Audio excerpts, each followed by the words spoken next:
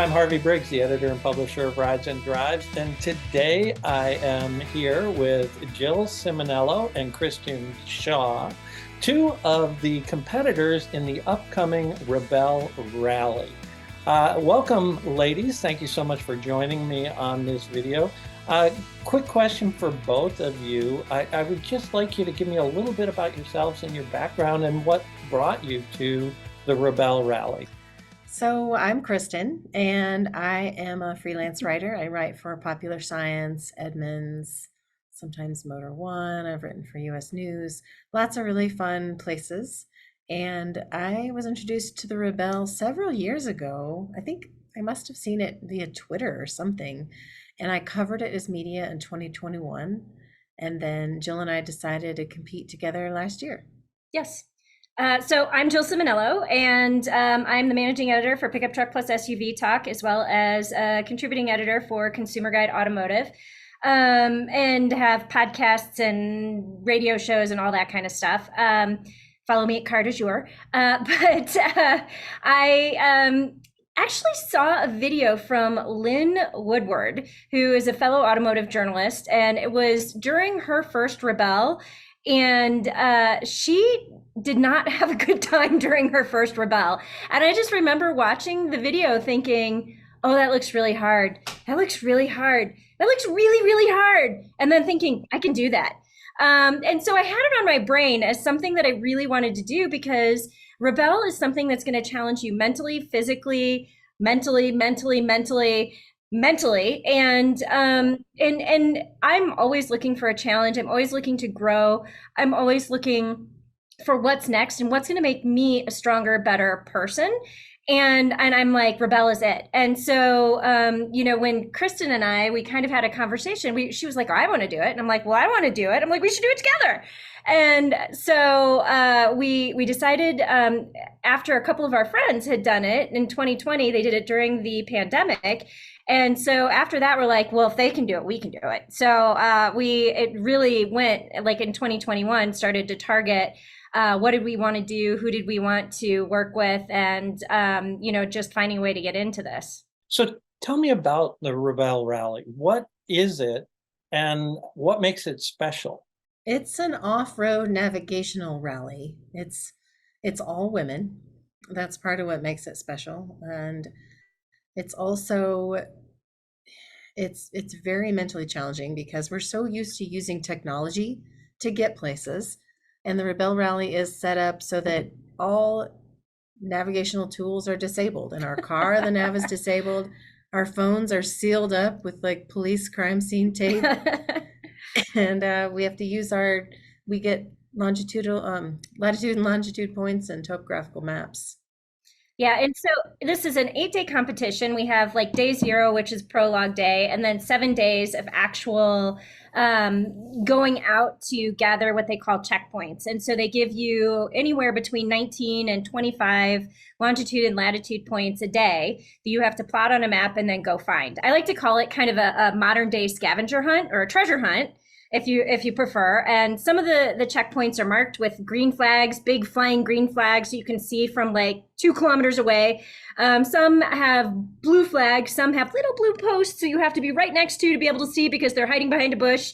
And then some, there are no like markers at all, and you just have to say, I think it's right here. And you stand on the point and you have a tracker, you click your tracker, it goes back to base where they can see if you hit your checkpoint or not, as well as the time that you hit your checkpoint. So there's like a lot of moving parts, because in addition to finding these checkpoints, which you have to do in order, you have a time in which you can capture these checkpoints. So you have to try to get there after your checkpoint opens, but before it closes. And so, there's a time element there, but it's not a race. You're just trying to navigate and use your skills and strategies to get there within the time allotted, and then find your way back to base camp at the end of the day. So there are real challenges with navigation then, trying to figure this all out. You had to learn to use the compass, all that good stuff. And then there's driving in these environments too. What skills do you have to operate a vehicle on this event? So this year, well, last year, Jill and I alternated. So Yeah. one person would be the driver and one would be the navigator, and then we'd swap each day. This year, Jill really wanted to take on the challenge for herself of doing the navigation the whole time. And I said, okay, sure. You're like, Here you go. here you go. So I'm the driver this year. And what you really need to understand is the limits of the vehicle. We drive a 2022 Hyundai Santa Cruz, the same Santa Cruz we drove last year, but with some improvements. It has a 1.5-inch lift in the front, 1-inch lift in the back. It's got a new front end this year to make for better approach angles. And then it has a custom rack on the back, rally lights. It's pretty awesome. Anybody could do this with a Santa Cruz or a Subaru or any Yeah, crossover. We're in yeah. the crossover class called the X-Cross class. Yep. There's 65 teams altogether. Only 9 of them are crossovers. And you just have to know, you have to understand your limits as well as the cars. Yeah, and I mean the other thing that you have to consider is because we're in the X Cross class, there's only 9 competitors. I don't think there are any rookie teams in the X Cross class this year. If there is, there's maybe one. So the people who are in our class have been doing this for 3, 4, 5, 6, 7, 8 years. So we are the rookies. We are still the rookies, frankly, in our class. So I mean, there's a lot of strategy involved, not only with, okay, and we talk a lot back and forth. Like when we're approaching an obstacle, Kristin will be like, I'm not sure if I feel good about this. And I'm like, you know what? Let me get out. Let me look at the vehicle. And then I'll get back in and I'm like, I think you can do it, but maybe you should look and see. And so we talk a lot about, I feel good about this. I don't feel good about this. If you don't feel good about this, let's find a way around it. Let's not chance the vehicle. Let's not chance our safety. So, we're trying to be very proactive and have the conversation and the dialogue the entire time throughout the car. And the same thing goes with navigation. I'm anal retentive. I'll just say that out there. I'm very precise. And I'm very much, this is exactly where we need to go. And Kristin's like bigger picture. And she's like, well, this is the general region. And I think that if we're going to a checkpoint, it's going to be near that tree right there. And I'm just like, why that tree? But she just has this great instinct about navigation. So even though she's the driver and I'm the navigator, it's still very much a collaborative effort of let's talk this through and make sure we both feel good about what we're doing. Great. So you drove the Santa Cruz last year. Did Hyundai approach you about driving their vehicle, or did you go to them and say, hey, we want to do this and we'd love to have a Santa Cruz to do it in? Actually, we went to them in the late 2021 after I'd covered it as media and we started talking about what we wanted to do. We wanted to pick a manufacturer who hadn't done the Rebelle before, because it's something new and different and it's a challenge for all of us. And we thought that the Santa Cruz was such a cool, quirky little car with El Camino vibes. And well, lots of capability, lots of storage capacity, just really some great potential to trick it out a little bit and, do some really cool things to it. And we really targeted the Santa Cruz specifically. It's a sport activity vehicle and it just, or sport adventure, I think is what they're calling it. I know it's SAV, but it's built for adventure. It's built for having some fun, and so we really targeted Hyundai and the Santa Cruz specifically in 2021. So were there any limitations that the vehicle provided for you? You were able to go everywhere and do everything you needed. There's certain places where a Jeep might go that we shouldn't go, for safety, unless we want to bend a tie rod or something like that. We've been through that. One of our goals is to make sure that the truck is in one piece when we get to the finish line. The last thing we want to do is muck up our day with having to make repairs. Yeah. And I mean, the other thing to keep in mind is there are 2 classes. There's the 4x4 class and the X-Cross class, and we are in the X-Cross class. They prepare different routes for the X-Cross class because they understand the limitations of not having 4-wheel drive. We have all-wheel drive. We don't have 4-low. We do have a locking center differential, but there's certain limitations to the vehicle that we have that the 4x4 class doesn't have. So they do prepare different routes. often for the 4x4 class versus the X Cross class. And, there was one time last year where we were, I want to say it was like day 2 or day 3, where we were in the middle of a wash and we knew exactly where we needed to go. Like the power tower was like right there. And I'm like, that's it. That's where the checkpoint is.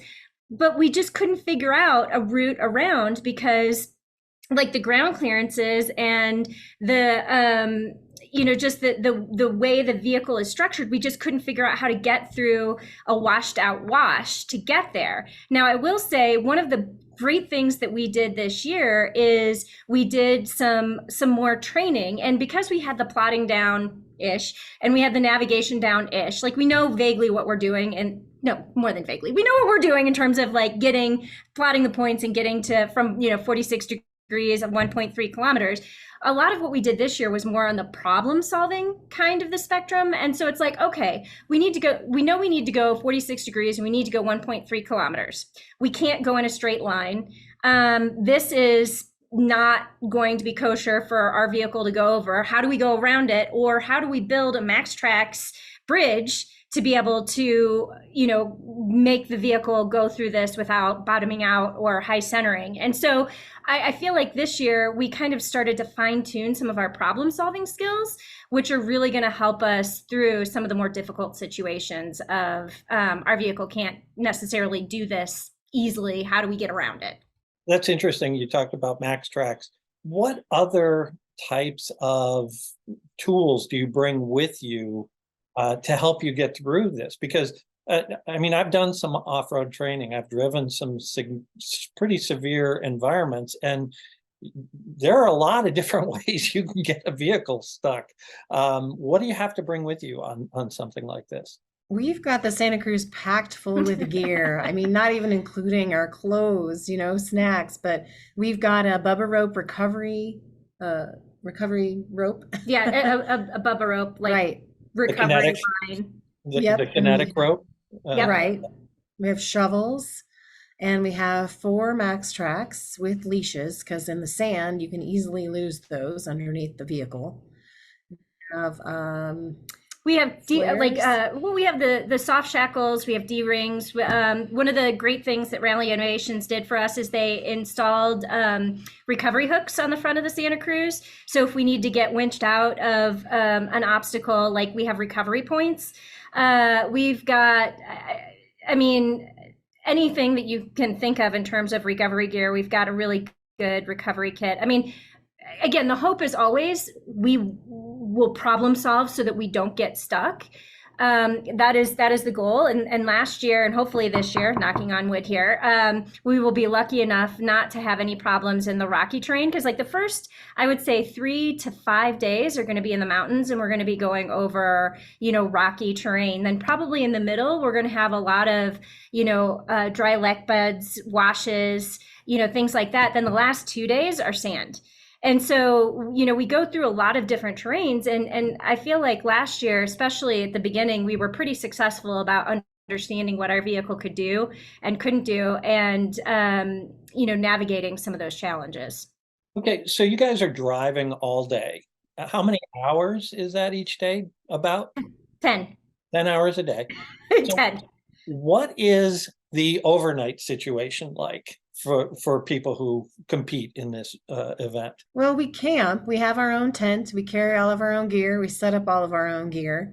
So each night we camp out. There's a base camp at most of the spots where everybody comes back together. And part of the point structure is, and actually a pretty big chunk of points is when you get back to base camp on time.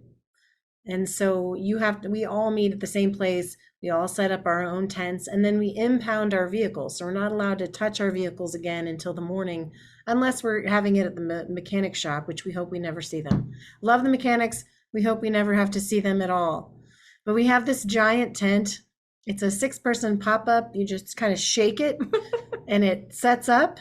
And there's a hilarious video of Jill on the internet taking it down for the first time, where she's trying to twist it and fold it, and she finally pounces on it to put it back into the container.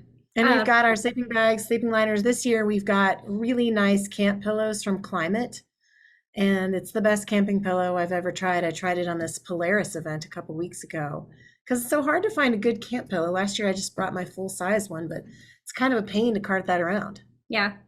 Yeah, you have to worry about space because you have to bring everything with you, right? There's not a chase vehicle bringing supplies along. Although they do take care of meals for you on this. You don't Yeah, have to so bring they take care of breakfast and they take care of dinner on when we have a regular base camp. So we will have 3 base camps during the 8-day competition. And we will have 2 what they call marathon nights where we are responsible for all of our own food for the entire day. But for the most part, at base camp, they give us breakfast, they give us dinner, and then we usually snack throughout the day. I brought a whole bunch of power bars.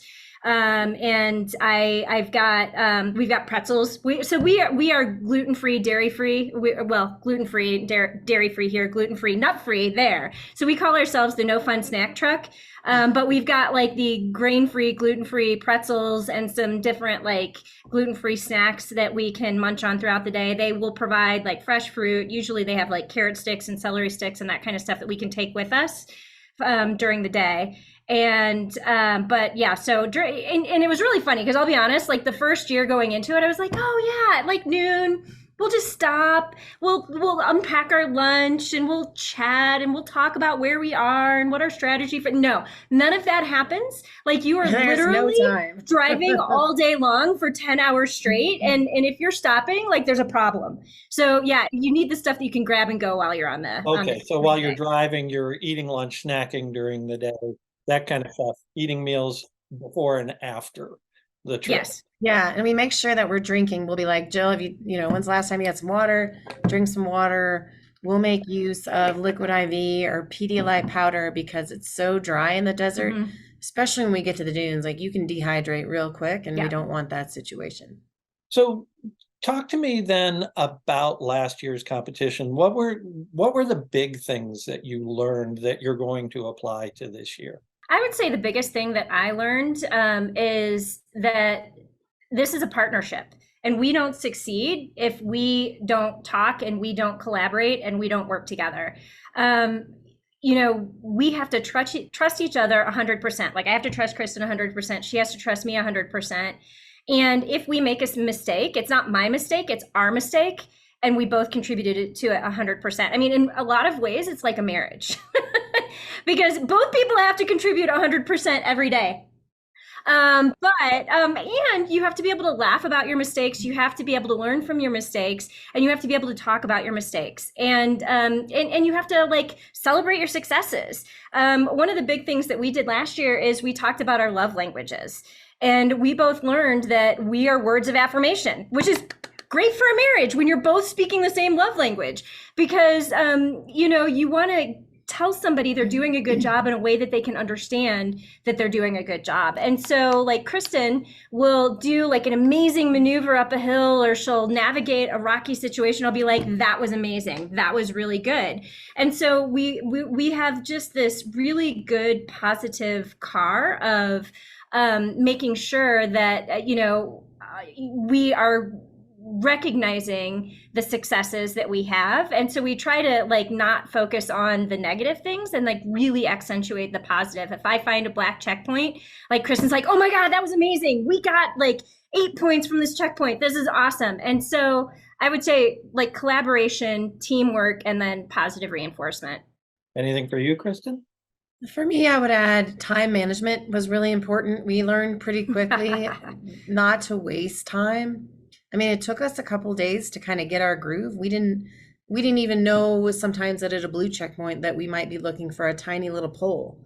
We'd be looking all over the place and trying to figure out. And the hardest part of the whole week last year was when we got to the dunes. We transited over a long segment to get to the dunes section. And then we get to our first blue checkpoint and we could not find it. And we were like sure that we had it. We thought, and it was so demoralizing. What we found out that night was that the course director forgot to put that flag up, so that's why we couldn't find it. And we learned a lot from that experience, but it was tough because we thought, oh my gosh, tomorrow's going to be terrible. Like we Yeah. really had to recalibrate. What are your goals for this year? Given what you've learned, given the improvements you've made to the truck, what do you expect? What are your goals? Well, I mean, the baseline goal for me is always don't die, don't hurt the truck. But I think that I think that we want to strategize better this year and have better time management and be a little bit more thoughtful about our points and the checkpoints that we're going after. I mean, Emily Miller, during one of our trainings, she's the founder of the Rebelle. One of the very interesting things she said is if you spend 20 minutes looking for every checkpoint, that's like 10 hours.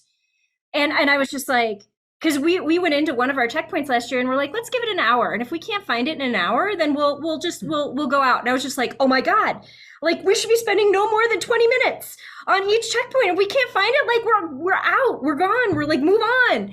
And so like that to me was like a little bit of an epiphany is you've got to move faster. And because we did time out a couple times last year because we spent an hour looking for a checkpoint. And so just being a little bit more thoughtful about our strategy and our time management, I would say is going to help us be a little bit more successful. And so like other than the baseline goals of not dying and not hurting the truck, I would just say do better than last year, get more points than last year. I would say, do I think we can podium? Yes. Do I want a podium? Yes. Do I want it to be a great adventure? Also, yes. So balancing all of those things and just having a great experience is really important. So we're not going to win at all costs kind of thing. We're going to help other teams if they need us. We're going to not get on each other about, why did you do this wrong or why did you do that wrong? Like together, we are so much better than we are individually. Because of our different kinds of skills. Like Jill said, I'm more of a big picture person. I can look at the map and say, I think it's in this area. These are the kind of landmarks we're going to be looking for. I have a good skill of figuring out what the angles are. If it says 17 degrees, I'll be like, okay, I think it's this, and Jill can then take that detail and drill it down. So one other question. Actually, I have two more questions. One, what advice? I mean, Rebelle's an interesting event because it's an all-women rally. It's become wildly famous within the automotive community. I mean, everybody knows about it and follows it. So why should someone want to get involved in this? What do you think has made it such a big phenomenon? Emily Miller is an off-roading champion. She trained with Rod Hall, just legendary. She wanted women to know just how capable they are. This is a way for women to see they can set up their own tent. They don't have to wait for their partner or their spouse or anybody to do anything for them. And some people know that and some people don't. It's very much an affirming, empowering event. It's not about just did you win, or it's more did you finish? Did you do it? Did you do what you set out to do? And I think that is such a true testament to what Emily has built. Yeah, I mean, I would say empowerment is the name of the game here. And, there are women, all kinds of women who participate in this. Like Kristin and I are both automotive journalists. But there are rocket scientists, like literal rocket scientists who are in this event. But then there's like graphic artists, designers, women who are creatives. There are women who are, mechanics, and so it's just like anyone with any skill can come and compete in this event. It's about the training that you do leading up to the actual competition itself. I'm a marathon runner, so I love to compare this to a marathon. Anybody can run a marathon. I 100% believe that anybody can run a marathon, but you can't wake up tomorrow and say, I'm going to run 26.2 miles. No, that's not how this works. You have to run a mile. You have to walk a mile. Then you have to run a mile. Then you have to add miles. Then you have to figure out what clothes you're going to wear. Then you have to figure out how to drink water so that you don't have to pee at every aid station. hydration. Then you have to figure out, how to drink enough water that you're not dehydrated. So it's like not just, I'm going to show up and I'm going to drive off road and I'm going to do cool things. You do have to figure out the clothing that you're going to wear so that you don't get sunburned, so that you don't get too hot, so that you don't get too cold. You have to figure out like what tent is going to work for you. You have to figure out how to set up the tent. You have to figure out what is compact and efficient to fit in the vehicle that you're driving. You have to figure out how to recover your vehicle. You have to figure out, all of these little pieces. And it's not something like we are still learning. We are not experts. Like I am confident that we know more than we did last year, but I know that I still have a lot to learn, which is why like I wanted to do this again. I did 11 marathons before I was just like, okay, I think I did what I needed to do here. So we've got like 10 more at least of these in our future. But no, I mean, it's just like it is a continual learning experience. And I think that is the beauty of the Rebelle. Every year it's different. You are not going to the same places every year. The terrain is different every year. The route is different every year. The weather is going to be different every year. You're going to have different challenges, different things that you have to learn and apply and figure out every year. And that and it all goes back to the empowerment factor. And it just makes me feel more competent and capable.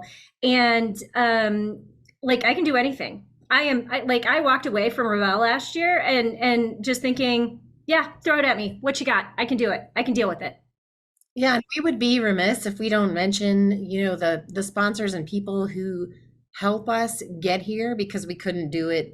It's an expensive event. Mm-hmm. It is an intense event that requires a lot of support. Our family and friends, of course. Yeah. Also Hyundai. And then Climate sent us these drift pillows, these sleeping pillows. And we've got Merrill gave us a lot of gear, including our hiking boots, plus Rally Innovations. Yeah, they did the recovery hooks. They did the rally lights. They did the rack on the back of our bed. It was Trucks who did the lift and leveling for the vehicle. We've got Falcon tires. We've got Gear Off-Road wheels, which are really cool. Last year, and it's the same wheels we had last year, but they were bronze last year. And this year they painted them black to match the wrap on our truck. And they look sick. They just look very, very cool. A Girl's Guide to Cars gave us a wonderful sponsorship, and so did Pickup Truck plus SUV Talk.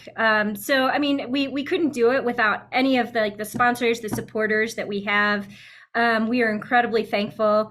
And, I think we can't stress enough the support of our families also, because we are out of touch with them for like 10 days. Yeah, I mean, the event itself, you're out of touch, and then all the training you do ahead of time, because I know you guys went out into the desert at least once or twice to go to practice. Yeah, three times. Yeah. 3 times. Well, and it was really funny, like yesterday, well, I guess it was Sunday before I was leaving, my husband walks into my office and he was like, "Can I have a patch?" And I was like, "What?" So we got these great like iron-on patches this year, and with our logo. And he's like, "Can I have a patch?" And I was like, "Oh, I guess I could go like this too." I was like, "Okay, why do you want a patch?" He's like, "Well, I need to put it on my jacket so that I can show my support for you, like while you're gone, and I can, have it as a talking point so I can tell people what you're doing." And I was like, "Yes, of course you're gonna have a patch. Give me your coat. I'll go put it on." But I mean, it's just it's just like the amazing support that we've gotten from our spouses. From your son, who is your biggest cheerleader. Oh yeah, my 14-year-old's like, "Mom, you're having great adventures. I'm so proud of you." That's great. Okay, one last question, and it actually relates to the logo and all the team name, Team Brute Squad. Tell me about that, where it came from, why you chose it, and where people can go to learn more about you and your adventures here. Absolutely. So I have to admit, one of my favorite movies is The Princess Bride. And if anybody out there has watched The Princess Bride, you're familiar with Andre the Giant. And there's a portion of the movie where Andre the Giant is trying to get Billy Crystal to do something for him. And he's like knocking on the door, and Beat it, or I'll call the Brute Squad. I'm on the Brute Squad. You are the Brute Squad. And so, it's just, we are the Brute Squad because it's just like we're both fairly petite women. I'm very petite. She's fairly petite. And just the idea that like we are the Brute Squad, we can do this. Like we will take that. Yeah, we will take this on.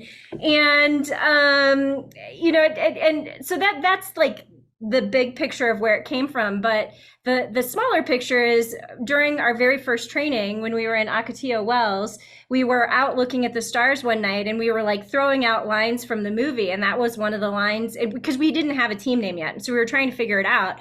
And that was one of the lines that came out. And I was like, oh, we are the Brute Squad. that could be funny. That could be appropriate. And then once we came up with the name, I was talking with my sister, who's a graphic designer, and she actually came up with the logo for us. And you can find us on Team Brute Squad on Instagram and Facebook. And then our personal channels, I've got Drive Mode Show, plus I'm Kristin V. Shaw. And I'm Jill Ciminillo, and we use the hashtag We Are the Brute Squad. So if we're on TikTok or Twitter, I refuse to say X. I just said it, but I refuse to call it that. But that's Twitter. all right. I just canceled my X, Twitter, whatever pages because the platform is degenerated so badly. But that's another another podcast conversation. But we are the Brute Squad. So if you're on another social media like LinkedIn or whatever, like you would be able to find any posts that we are doing outside of Instagram and Facebook using that hashtag. Great. Well, I want to thank you guys so much for taking some time before you head off into the desert. I'll be following you on the Rebelle Rally page where I can track your progress and see how you guys are doing. I want to say it's YB Races is the app that you can track us on, and we're Team 215. Okay. So I think on the app they don't have the team names, so Team 215. Great. Well, and I'll be looking forward to talking to you after the event and seeing you somewhere down the road on another program because I miss seeing you guys. We miss you too, Harvey. All right. Well, safe travels. Congratulations for another attack at this event. And I wish you the best of luck as you guys continue this adventure. Thank you.